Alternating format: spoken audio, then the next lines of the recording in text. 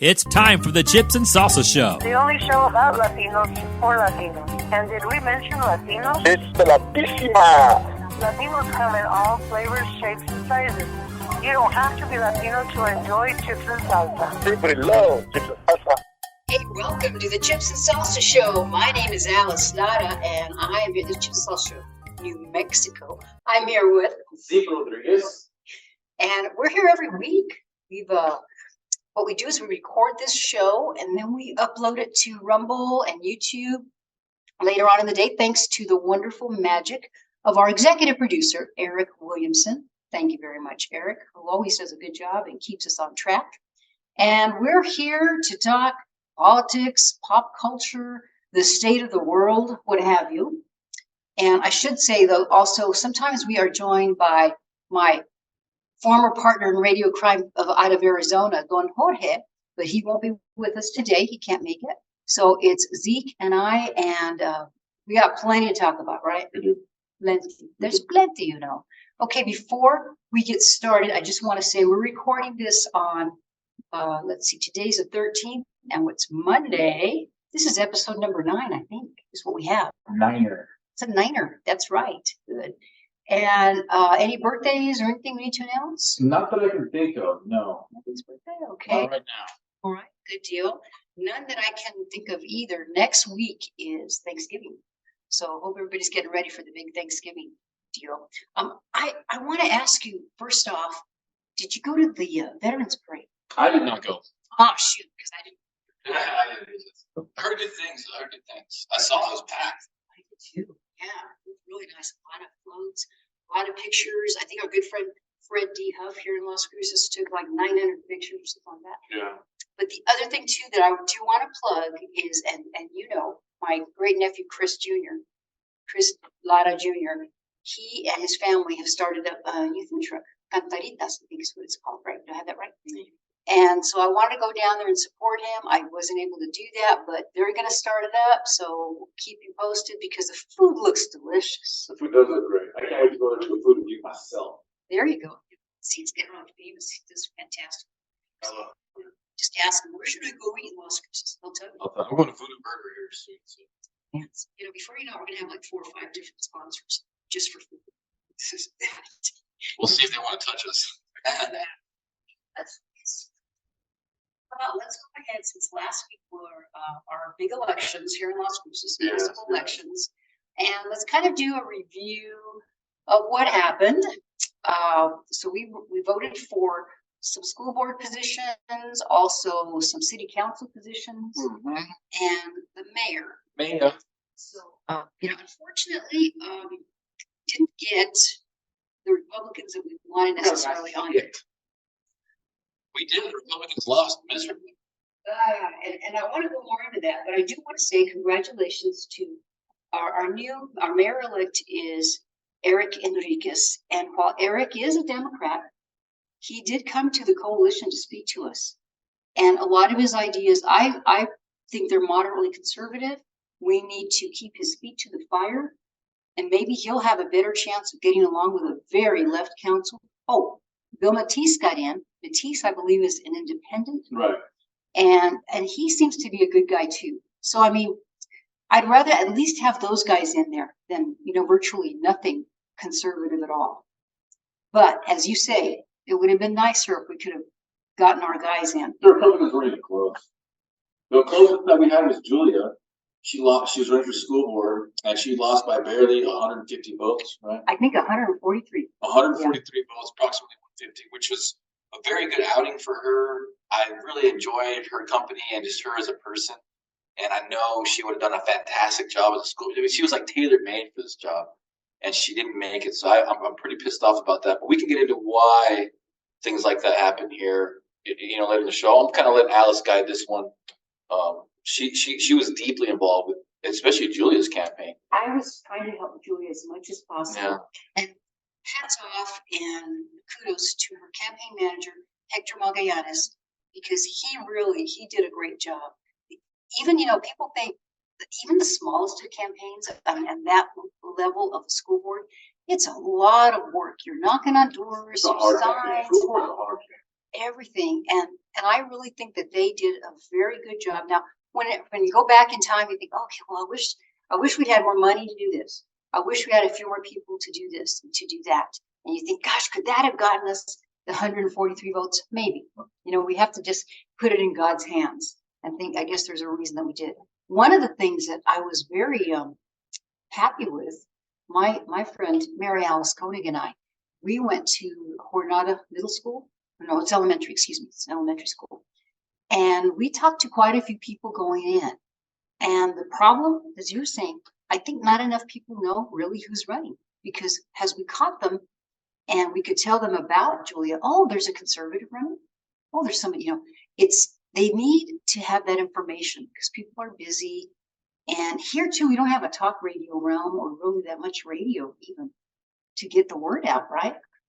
Yeah, that's a big problem with the leadership in our community Republican Party, because there's a couple things there. I mean, yeah, the word wasn't out all that well as far as, because she's an amazing candidate. Right. Amazing. If anybody just was to meet her, they'd be like, even if they're a Republican, it doesn't even matter. She's just a good human being. So, excuse me, she could have started running a little earlier. As far as broadcasting the message is concerned, that's another leadership thing with the Republican Party of our county. They have the mail-out list. They have all the districts. They have the platform to get that message out. Whether it's early or not is actually irrelevant. She could have ran an earlier campaign, which would have helped, but the Republican Party really let her down, not broadcasting that message to her district, getting people out to vote for her. Losing by 150 votes is like a couple emails for the Republican Party here, and that just wasn't going down. So I'm just bringing this out to you guys, whether you're in Arizona, whether you're in New Mexico, your county Republican Party is extremely important. It's probably the most important institution that you have. If you really think about like enacting tangible change in your community with your local city government, your local Republican Party is the apparatus with which that you can use to get into these local offices. So if it's not functioning, it's a not well-oiled machine, you will suffer the same fate that we just suffered last week, where we didn't have not one Republican candidate win. We had some conservative candidates, conservative independents, conservative Democrats, but we didn't have any Republican candidates get in. None. Not only that, but they lost abysmally, with the exception of Julia. All the other ones just weren't even close.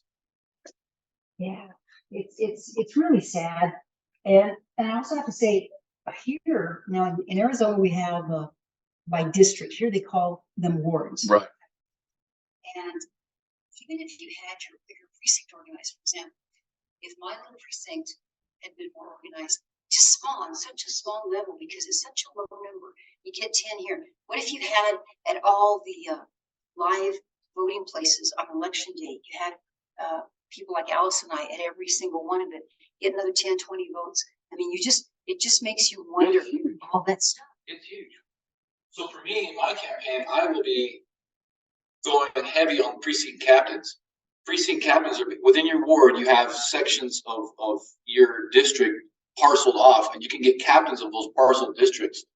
And what I learned recently was that Michelle Obama's dad was a precinct captain in Chicago, very high-level politician as just a precinct captain. That's how important it is to have leaders in these precincts, because they're the ones who get the votes. They're the ones who get people to come in. Now, he was notorious for bringing in, for getting black people to vote for the white liberal movement and the agenda. Michelle Obama apparently didn't even really like black people. They hated her. She was so whitewashed in the way that she talked. Black girls would often beat her up and make fun of her and ridicule. I didn't know that. Yeah, I learned all this recently. There's a documentary about her. And so she doesn't like the black community because they never accepted her. But her father was a big-time political figure as just a precinct captain in Chicago, simply a precinct captain, got him to the top to where now his daughter is probably going to run for president. So these local elections, these precinct captains, these boards, man, I can't tell you guys how important it is. Well, and I could just tell you from my experience in Arizona. In fact, I just had someone email me today and say, "Hey, Elsa, so are you active in New Mexico and stuff?" I said, "Not like I used to be in Arizona. And when I get the time and energy, I probably will be. But just at this point, I just do what I can." But She does a lot still too. once you're in there, as you say, as a local level, like in my precinct, because you're in there and you meet your neighbors and you meet people know you, and they call you at election time. And a lot of times it's just to say, "Oh, hey, who's running? And what do you know about this guy?" And that, and like I've said before, I never like to say, "Well, you better vote for this guy." I'll say, here, look, this is who I'm voting for, and this is why. Right. And then, you decide. And they know who to go to. You're a good source of information. And really, Correct. that's your duty. It really is your duty to do that. That's right. And become familiar. And that's what I think it wasn't it Lincoln that set up the system to where it's like to your very basic grassroots. That way you have a local election. People know each other. When you go to the polls, you know what? You probably didn't even need to ask for ID because you knew that was neighbor Mr. Brown or Mr. Gonzalez. It wasn't a problem. It still bothered me this time around because when I went in to vote the day of election, all I did was they asked my name. Here's a screen. Is that everything? Is that information good? Yes. Okay, go ahead and sign. Is that? Oh, I didn't. No, wait. I did have to give them my address, but still, anybody could know where you. 1, 2, 3, you're in the door. That still bothers me very, very much. That's discouraging. And these school board races are always lost by like 50 votes, 100. I mean, I was involved in the last school board race that we had a few years ago, and we had some really strong candidates. They got money. We raised them. They walked, and sure enough, they ended up losing by a couple hundred votes or 50 votes. Again, it's like this stupid pattern where we just can't get over the hill on these school boards, and it's frustrating, guys. It's frustrating because our kids here are suffering greatly. I mean, we are. What is the? I think I read the votership was up, but still, we were like under 20% of the voters voted. But that's to me is just well, most people just don't vote. Like when I got a lot more than ever, and I guess it's just because my platform's kind of getting bigger, but I had many people reach out to me like, hey, tell me who to vote for, Zeke. I don't study politics enough, but I trust you. Just tell me who to vote for. And even after the election, people were telling me like, well, I didn't have a really reason to vote, but if people would have, showed me who to vote for, then I would have went and voted. So a lot of people are just pretty laissez-faire about politics, which I get it. I'm not trying to criticize or judge anybody, but I think what I'm going to do next time is go out of my way to get a sample ballot and just dole that out to as many people as I can, because that seems to be more effective than anything else. And one thing I'll say in New Mexico is probably the same way in Arizona, but you can go online and you put your information in and you can print your own sample ballot. Yeah. It'll have that on there. And so there's no reason to not do that. But the other thing that I was going to mention, so we have the school board. The school board, as long as you got a majority of the votes, is fine. Like I think Julia ended up getting 34% maybe. And the candidate who won, the incumbent Tenorio, got 37 or something like that. But on the city council end and the mayoral, we have this wonderful, my favorite thing in the world now, ranked choice voting. It's not. And let's talk a little bit about that because that had to go through, I think for the mayor, 5 rounds, you said? 6 rounds. 6 rounds. 6 rounds. And there were 7 candidates. Yeah. So they almost went through every candidate, is what you're saying? Yeah. Wow, that's fascinating. Well, I want to ask you, did I miss this? Because what I thought might happen, once the election happened, I thought you could probably go in the newspaper. We have 2 local newspapers. And it would have the flow chart of each round and who got what and votes like that. Do they do that here? No, they do that? I don't know. Why don't we have that disclosure? Because I would love to know.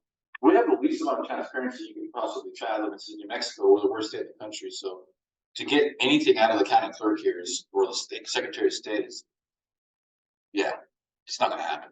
I mean, you could go ask and inquire, but their guy didn't win, so they're probably pretty bitter about the whole outcome of everything. But to my understanding, if you got behind one candidate and it's ranked choice voting, one candidate, your odds of winning as a one candidate go up. And we did actually have that dynamic. Now, District 2 was ran by Tessa Abeta, who's hard lefty progressive, versus Bill Matisse, who's a conservative registered independent. Nobody ran against those two. It was a 1-to-1 head-to-head, and Bill Matisse won. The conservative independent won. Okay, he won by like 3%. Yeah, it was small, but he won. But he won, and he didn't have all kinds of crazy campaign signs out there. He just knew what he was doing. And he had a good reputation. He was former mayor. So the idea that one candidate running against a progressive instead of a slew of them, that proved to be true in that situation, right? So with the mayor, we had 7 candidates and we had 2 Republicans, and the Republicans didn't win. They weren't even close, but a conservative Democrat was able to eke it out at the end. I argue that if the Republicans didn't run, the conservative Democrat would have had a more definitive win. But excuse me, guys, But our super far lefty Sun News newspaper, who's owned by USA Today, who's owned by George Soros, came out and instead of praising the conservative Democrats' victory, they praised the Republican who lost abysmally and said that because she ran, the conservative Democrat won. Which to me, it's like, why would I trust this already been proven year after year, hardcore far left commie newspaper now? You know, well, why? That doesn't make any sense. Was that the paper or was it a specific person that did the editorial? No, it was the papers. Like the paper printed her and talked about her, the conservative Republican losing, and the fact that she ran is why their guy didn't win. You know. And if I remember correctly, I think when it started out the first round that I saw, Mike Diaz, who was a Republican, had like 7 or 8%, and then Isabella Solis had about 14 or 15%. I think that's how it all started. And then in order for the candidate to win in all those rounds of voting, they had to get 50% plus 1. And that's how they won. So then just to remind our audience, if you're not familiar with the ranked choice voting, you can vote. You could have just put one person down there for your number one choice. You could put 3 people there, or you could rank them all. You had that choice. What's interesting to me, Zeke, is what I was trying to do too is I talked to people and I'd ask them, okay, so I said, you don't have to tell me who you voted for, but I want to know, did you just vote for one person? Did you vote for 3? Did you rank 3? Did you rank all of them? All different choices. There wasn't like a majority of people only voted for one person or a majority ranked them all. There were all different ways that people voted. So this is fascinating to me. I decided to finally, in my heart, I voted for my top 3 people. And that's what I did. What did you do? I did the same thing. I mean, for me, the conservative Democrat just was the vastly superior candidate to the other mayor candidates. I mean, it wasn't even close to me. He had all the experience. He was better looking. And I'm not gay. I'm just saying he's easier to look at. You know what I mean? Like the ladies are going to love that. He was already an assistant city manager. He was a retired firefighter.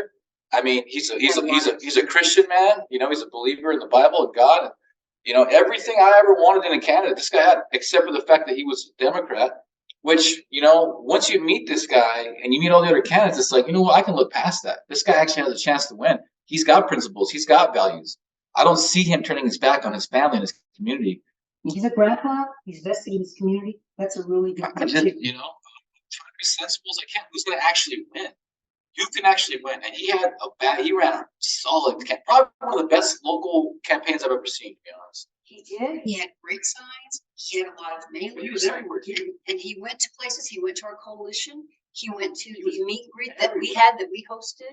You know, whereas not all the candidates did that. And sometimes you can't make it to every single thing. Right. But he seemed to have a really concentrated effort. In fact, I think the first time he came to the coalition, he showed up because I'm sorry, I've got a church thing I've got to go to. But he still made it a point to come. The interesting dynamic to me here that I was talking to someone in Arizona about is here in New Mexico, there are a lot of Democrats who are very conservative. They won't change their party. They still remain registered a Democrat. Or like one person told me, Alice, we don't have Republicans to vote for, so I'm staying a Democrat. Or they're I think slowly but surely going independent. But it's very interesting to me. I didn't see that in Arizona. It wasn't that way. Maybe it's changed since I haven't been there for a year and a half. But that's fascinated me. And you know, am I wrong? I mean, not the majority, but there's quite a few Democrats I run across, and I'm thinking, dang, you're as conservative as I am, and they're voting for the same people that I am as well. There's a ton of them, a ton of conservative Democrats, and I respect them, and I talk to them all the time. And the fact of the matter is, the Republican Party here is in shambles. If we had a more solid local Republican Party, I think it would be a lot easier for people to jump ship. But there is no platform for the Republicans at this point in my county. There just isn't. Well, you know what? Okay, so we kind of analyzed the race. We had a mayor, city council, school board. I will say there is someone, let's see, it was Jason Estrada came to the coalition because we had some candidates come and kind of give, you know, here's what I wished I'd have done or could have done differently, things like that. And I believe Jason Estrada is highly considering running for county commissioner. And I don't say definitely, because even if he did say that, I want to wait until they actually sign up. Yeah, those county commissioner races are pretty sweet. It's like city council, you only need 500-700 votes to win. It's not that big of, maybe 1,200 tops. That's not that many votes. That's not that many votes. I think that's smart for anybody to try to get into the county commission. It's a good stepping stone position. If you get in county commission, you can maneuver from there. It's like city council, not like city council. You analyze bigger budgets. I think county commission has a bigger budget than Las Cruces. No, Las Cruces probably has a bigger budget. Well, that's an interesting point. I'm not sure, but they're going to be matched. Yeah. Las Cruces City. It's almost like a county seat. Right. So I think they both manage huge budgets. So that's the experience that you're going to want to go any further in your political career, be it the legislator or Congress or Senate. County commissions are good. I wouldn't mind running for county commission eventually. I mean, it's tough, guys, because she's in a position eventually where she can run for office. I'm in a position where I can run for office. But you really look back and analyze what's going on around the world and around the country. There's a lot to consider with these races right now. I mean, there was a Spanish far right, you can say, conservative that won a runoff in Spain, and he got shot in the face. He got shot right in the face. That was on Friday. There's a lot of conservative populist candidates getting poisoned. They're injecting them with some kind of poison on stage. Or on their, they're getting poisoned with food. They're getting indicted. So Of course, that's happening.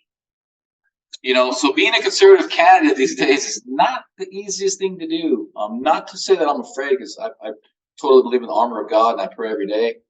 However, getting shot in the face is something to consider as well. No, it's pretty spooky. Well, even on a kind of a smaller level, I guess, too, there's vandalism that happens too with the signs. Like during the Trump campaign, people didn't want to put Trump signs or bumper stickers on their car. My husband wouldn't let me put a bumper sticker on our car. He said, so what I would do is I put it in the window, that wherever I go, I park it, put the bumper sticker down. That's terrible. That's terrible. But it's so scary that people have to do stuff like that. Julia had some of her signs were taken down. Oh yeah. Or defaced. And this is a very small race. It really is. But even at that level, but no, that's and they're still winning. Conservative candidates are still winning worldwide as well. Like, I don't mean to doom and gloom everybody, with these other candidates being attacked, but that's because they're winning. They have no other option but to attack them in some other way. So there's a huge movement for us to take our sovereignty back as a species, because this is a worldwide. It's not just about the Constitution anymore. It's a worldwide battle. But we all have to consider this, and I'm always gonna drive this part home. We're going to go through something very brutal very soon, guys. The numbers are there. There's no doubt about it. We are going to have a crash landing. Now, how hard the landing is up to us. The more we push back, the more that we pray, the more that we bring people together, and the more that we hold people accountable and get people in office, the better the landing. But as it is right now, make no mistake, we are in for a crash landing, guys. Right? If we were on an airplane, they would be dropping off the oxygen masks, and there would be lights flashing. Because we're going to be going down, record level vehicle repossessions, record level foreclosures on homes, and we're also looking at the stock market not doing so well, or not doing well, but we're doing horribly. The dollar is not looking good at all. So with all those financial, you don't want to give us doom and gloom. Hey, no, so you guys can prepare. Reality. Prepare. Hate to be the guy, but don't shoot the messenger. This is just what it is. You're fortunate enough to be intelligent enough to listen to us, to know me and Alice, so I can warn you. Get your food, get your storable food ready, get your money right. The banks can be doing buy-ins, or they're just going to yank your money out of their bank account. There's a bunch of ways that they can attack us right now. But the main thing is the economy, and it ain't looking good, guys. Now we could pull out of this. We're strong people. I believe in us. I know we're going to get out of this alive. I mean, I'm going to be fighting like hell. But yeah, it's going to be brutal, guys. It's going to be very, very difficult. Make no mistake. Well, it's someone that I think we both watch and listen to. So you got to get your head in the fight. It's no longer just like be informed. You have to do a little bit more than that. And this is a good step, like you say. Great point. Because we want to give as much good, valuable information, because I really think we've talked about this before. There's so much that you can pay attention to. You turn your TV on. The other day, okay, I was on my laptop checking out my email, and then Facebook messages were coming in. The TV was on. There's, so many distractions. I think, what am I doing? I'm trying to, and I'm not a great multitasker anymore as I get older, but it's kind of like it was reflective and representative of what's happening to all of us right now. We're being tugged in so many places. There's so many distractions, and you have to kind of figure out what's the important thing to focus on and make sure do not forget your family and God. You can't do that. I want you to pay attention. Yes, and we can kind of help you with that, with what's going on and keep you posted on what to stay focused on. And I'm very disappointed that the races didn't turn out better. However, this is the way I see it. Remember I told you my mom's favorite saying in Spanish? No hay mal lo que bien no venga. So pretty much means like, bad stuff's going to happen, but you know what? Good things always come out of it. And it really, really is true. There's a silver lining, whatever you want to call it. So all this stuff, I really think it was great preparation for us to get ready, because next year is the presidential election year, and our state representatives, state senators, a lot of stuff's happening. So now's the time to get ready and organize and head them off at the pass if we can. Yeah, that's a good wake-up call as far as our local Republican Party is concerned and how important that organization is, guys. I can't stress that enough. Wherever you guys are, Arizona, New Mexico, get involved with the local Republican Party. Help them out. We need talent. We need people who care. And if you just think about, I always look at the founding fathers. I think about, how history repeats itself. And I think about humans evolutionarily. Like, we've all been through this before. Look how hard they worked to get to where they are. Okay, now we're all like, you got your 9 to 5. I get it. You get off of work, you throw on your Netflix, you throw on your Hulu, you walk your dog, okay, and it's just, you go back to bed, you get up and you do it again. That's all done, guys. That's over. The good times that we know from the 90s and the early 2000s and all that, that's over. If we want to have a decent future for our children, a decent one, you got to get off of work at 5, maybe eat something, and you got to start doing some political stuff. All right, you got to start getting involved with your community. Something. Anything. You can start small. We need help. By talking to your neighbor. And just, you can contact us. You can start watching, find your favorite political show that you feel gives you good information. Go to a school board meeting. Go to a school board meeting, go to the local meetings. Mm-hmm. That, As far as I still miss Rush, but I think that Dan Bongino could have taken over for Rush. I really like listening to him. Another thing too is Obama, because there's a documentary that's coming out about Michelle Obama. It's beautiful, beautiful stuff. I was listening to the director and the author of the book. So Obama owned a voter registration company, a private voter registration company. But you see, these are the things that are very, very important to know, because he was a community organizer. Okay, so was Michelle Obama. Michelle Obama's dad was a precinct captain. Okay, so these are the things that matter in politics. You got to register people to vote. You got to be a captain of your precinct to make sure those people in your precinct go out and vote. That's how these Democrats are winning. Basic stuff. So the reality is if you just can at least try to help register some Republicans, even if they register independent, because most independents are voting red anyway. That's just a fact. So just registering people to vote, getting involved, getting active, getting your family to register, that's a huge step in and of itself, okay? So that's just stuff that we need to keep in mind. And you're so right there, because people are moving into different states, and it's incredible. You just start talking to your neighbor. Oh, you know what? I haven't bothered to. I shouldn't say it that way, but they haven't registered to vote here, and they need to do that. And it's a very easy thing to forget to do. That couldn't be more important. Yeah.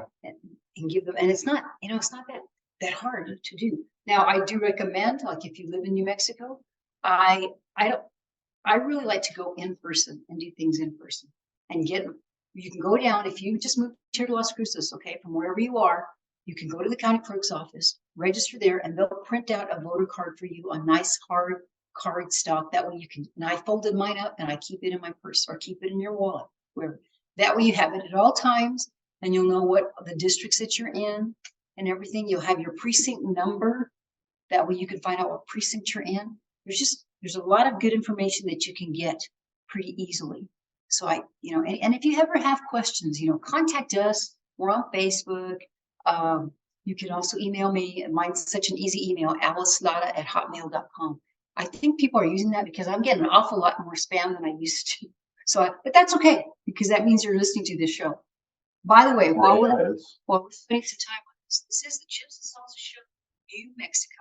There is a Chips and Salsa Show in Arizona that Tony Bodehead's running, and we're trying to be here every week. Please, we're on Rumble, we're on YouTube. Let's see, so you follow us on YouTube and, oh, did I have that wrong? You subscribe on YouTube and you follow us on Rumble. Right. And we can't say thank you enough to our chipsters, cheapsnaddles that are out there supporting us, because we really, really do appreciate you. And, we're going to have some great guests. We thought about having some guests on today, but things kind of got, in a rush and things, but we will. We've got some wonderful people waiting in the wings. Oh, and thank you again. Last week we had Mission Restore Bronze. We had Tom Pollock on, and he thanks you guys for your support. Remember, he's the one that restored to luster the old gravestones of veterans. And so we're always happy to have him on. All right, so that's the local stuff. Let's do a little bit more in New Mexico and work ourselves up to the national. As far as New Mexico things are going on, what's going on? Do you know? I really haven't kept up with what the governor's up to or anything. Actually, in Albuquerque, they had a pretty good turnout. They did have some Republican candidates win in their city council. So Albuquerque has a lot more traction, and they have that says a lot. Yeah. No, I'm telling you guys, there's conservatives winning in these blue areas and these blue countries worldwide. Albuquerque was actually an exception to that. We're not an exception. They were part of the crew. I think it was like 2 or 3 city council members, a couple school board members, Republicans. They did very well. That's impressive. I had my friend from Albuquerque text me the other day, and he was very proud of how some Republicans were able to get into office. And they need it bad too. Albuquerque. So Albuquerque, and then Rio Rancho is a separate city, right? Yeah. Which Rancho's supposed to be more conservative. Very conservative. Yeah. But it's they're pushing. It's like Arizona. They're pushing money in there. They're pushing people over there from California. Yeah. The thing is people are just waking up to how horrible those policies are. It doesn't matter where you're from or who you know. It's like if you're in a war zone like Albuquerque, your natural inclination is going to be like, well, I got to vote Republican. Because Albuquerque is horrible, guys. I mean, I actually got to go to California soon this week, and then I'll be in Albuquerque the following week. And I was gonna do some videoing of the rough areas, but man, I don't know. I have heard some atrocious stories. A lot of sex tourism going on in these areas, and just people are dying of fentanyl overdoses and withering, deteriorating because they eat your muscles. So you'll see and smell horrible things. Essentially, when you get that in impoverished communities, there's mites that live in those areas, shanty towns, and the mites eat away at everything. So they eat your skin and they drink your blood and they poop the blood out. So the stench is absolutely horrendous, from what I understand, in these shanty towns. I was considering going and doing some live video there, but I don't know. I'll pray on it. You know what you can do is if you go there, do it from your car. Do it from your car. You do have to be careful. Try not to be alone. Also, and that almost goes for anything anymore. Well, the cops can't go into shanty towns. They're told in LA that they'll get fired if they try to bust anybody in these shanty towns. Wow. Yeah. It's like a criminal crime. Yeah, they're just letting it happen. Yeah, you'll pull up and you'll see brand new Escalades, new cars, but they're the ones doling out the fentanyl, selling the fentanyl, and engaging in the sex trafficking, whatever. And most of it's sex trafficking, guys, in the homeless communities. I don't know if you know that or not, but yeah, I've talked to people who are in these shanty towns here in Las Cruces, and the majority of how they spend their days is collecting very cheap drugs and prostitution. A large part of their day-to-day is prostitution. Not a good thing. No, it's the lower ends of human society. It's evil and horrible. It just occurred to me. So if you think about the state of New Mexico, we have I-25 runs north and south. Almost like divides the state in half. Right. And then in our part, we're in the southern part, we have I-10 in the bottom that intersects 25. Correct. And then I-40 that's north. That's east to west, west to east. Yeah. So right below, those are 2 central hubs of interstates, which just like Phoenix, okay, Phoenix has I-17 and 10 runs through that. So that's like a perfect trafficking. Well, yeah. I mean, that's the other thing too, is the drug cartels are essentially the ones who run our states. They have a huge financial interest to make sure that laws aren't being enforced, that there's a heads up as to what areas are being enforced. And we're talking about tens of millions of dollars in fentanyl and sex trafficking here, guys. I mean, that's serious money. I don't care what kind of business you're into, but if that's kind of money's on the table, you're going to do what you can to protect your assets. And that's what's going on with these open border antics that we see. There's a huge incentive to make sure these illegals come over here. Yeah. Because they pay their money, or they're going to be, beholden to slavery of some type, for other people fronting them their money to get here, right? So yeah, this is all horrible stuff, guys. But we got to talk about this. The reason why we're in this mess is because we've just gotten so soft, and we would rather watch football on a Sunday. We'd rather focus on the barbecue, and we've just let evil take over, and we are accountable for that, guys. We can say and point fingers all we want, but we're the ones that allowed these, because they're horrible people. If you look at the people who are running things that are letting all this horrible stuff, they're stupid. They're morons, but they're obviously working for someone else that's evil, and they're the ones who are making these calls and making these shots. But we let these dumbasses get in there.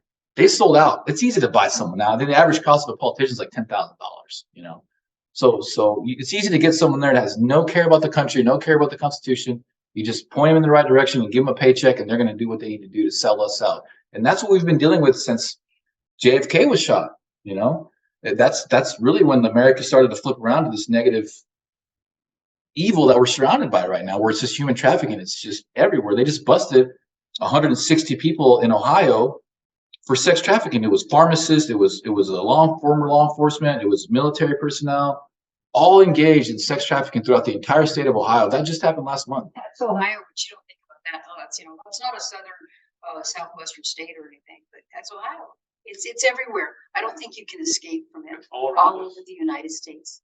I think you're so right about that. One thing that I've noticed, and maybe I just didn't pay more attention to it, but living in Phoenix, we were quite used to. There were accidents on the freeway. It's a big city, so a lot of times, even on my Facebook page, because I know people are traveling out there, I posted, stay away from this intersection on the freeway. Right. But I have noticed now, little pop-up screens come up, and there's a lot of stuff. El Paso, there was a horrible accident, like a 7-car pileup, and somebody died. And you can't help but think, what's that related to? Maybe the border issue, you think?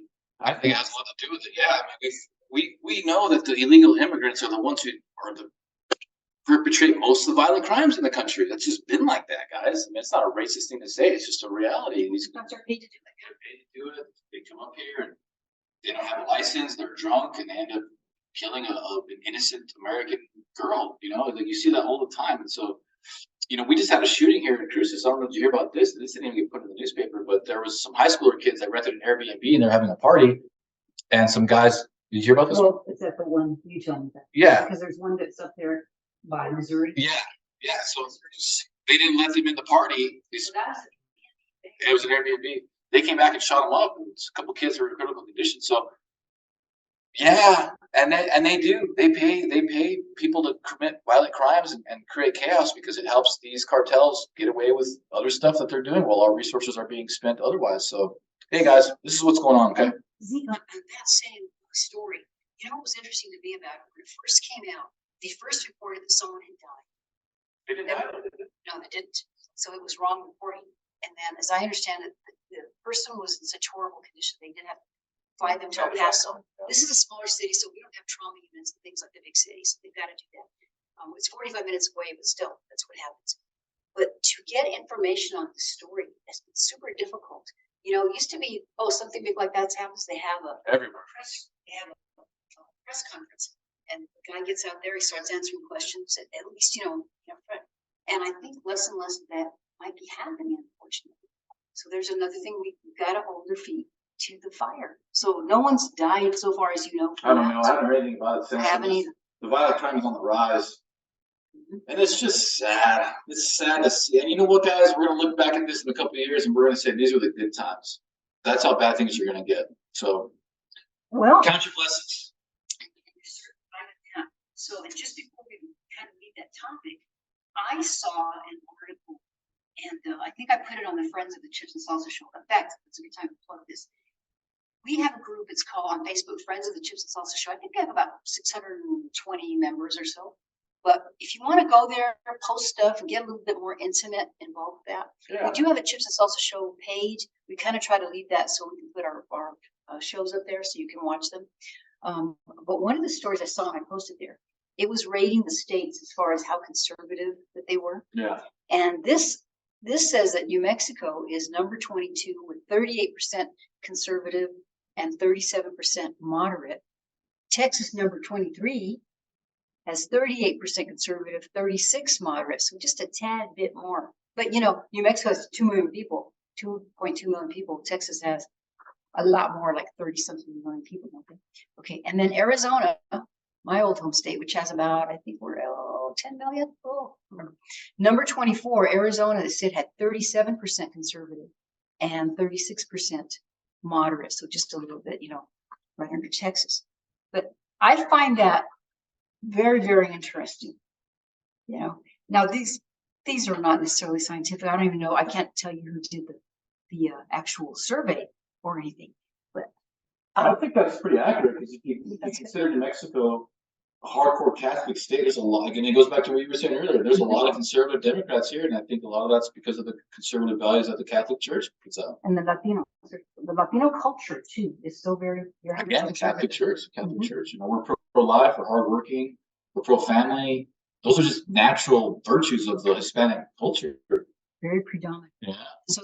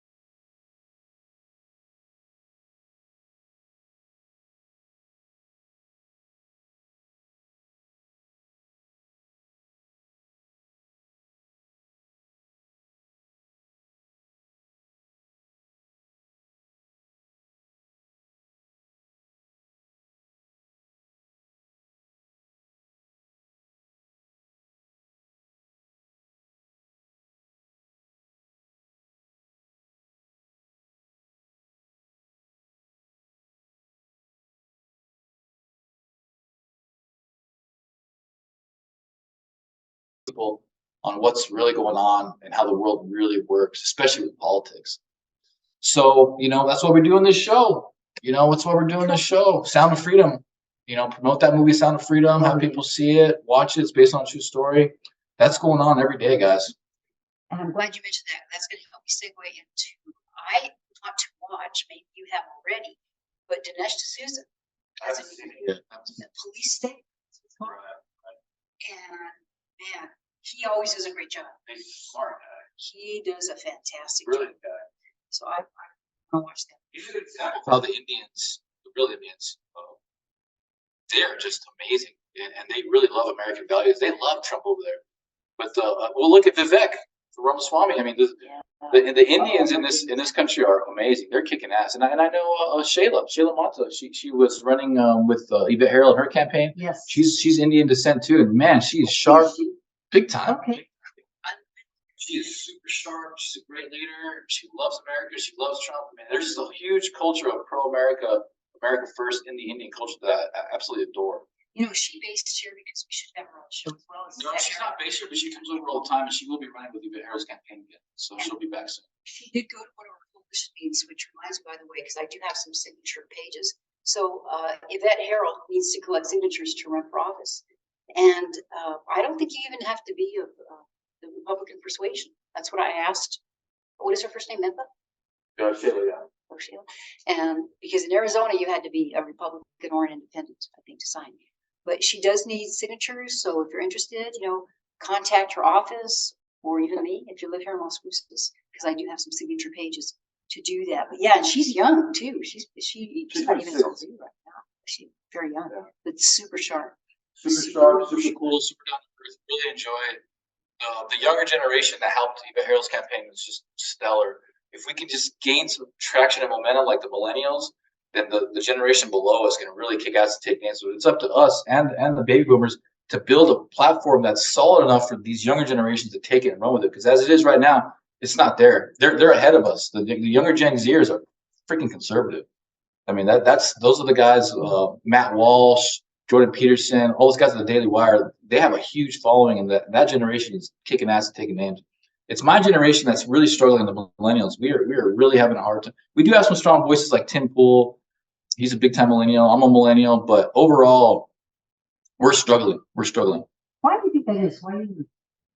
I don't know. There's a lot of theories about that. Basically, we're the generation that started to really fully delve into social media. We were the brunt force of the high divorce rate back in the 80s and the 90s. Baby boomer effects.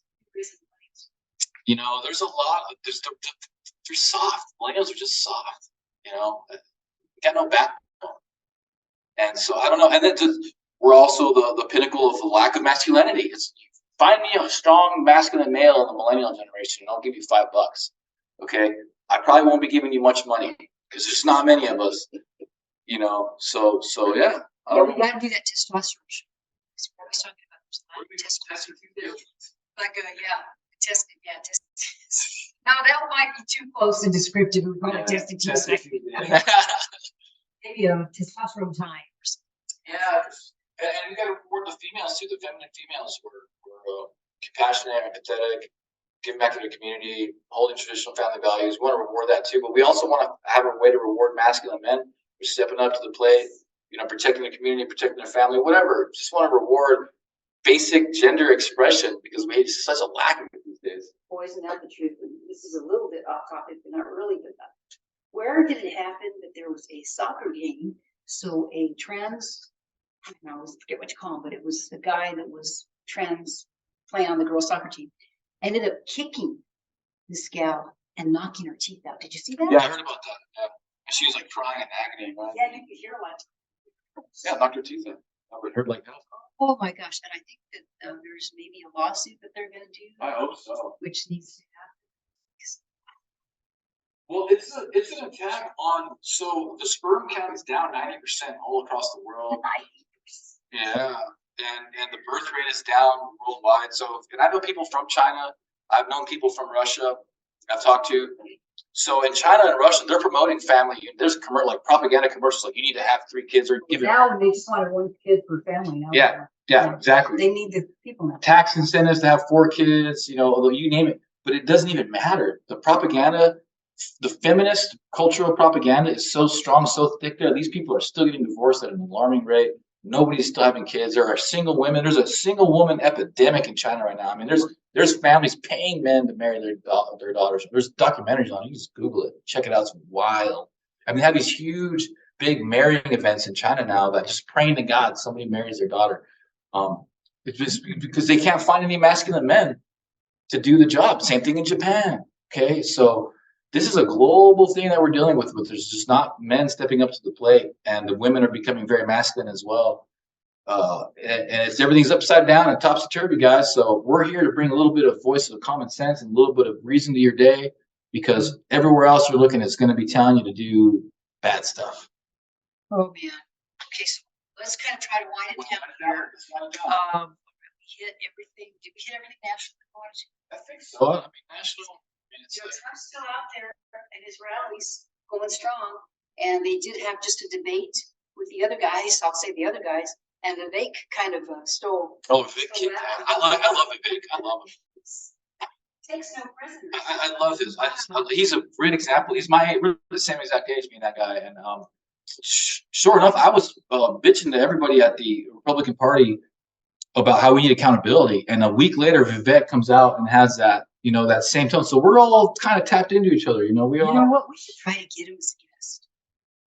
I mean, New Mexico. It's got to fill this magnet. That's my addiction. You know, I was a producer. All we can tell you is, but Trump is still out there, man, and he's he's as strong as ever. They tried to say there was some show that said, well, you know, the numbers. Oh, I know what it was. It was DeSantis' spokesperson, and they were interviewing her, and she said, "Oh, the numbers here in the rally, you know, they're really like down." And I'm thinking, what? What are you talking about? If that had happened, Mark, my husband made a great point. If his numbers were down at a rally, that would be all over the internet and TV. You know, look, all these intersections. For sure. So I mean, you know, she was just trying to do her job as a spokesperson. Okay, so I just want to thank you guys because, you know, we're getting really good support when we're out and about in our political rallies and events and things. I keep hearing that, you know, people are watching us. So I want to thank you very much for watching Zeke and I and for spreading the word.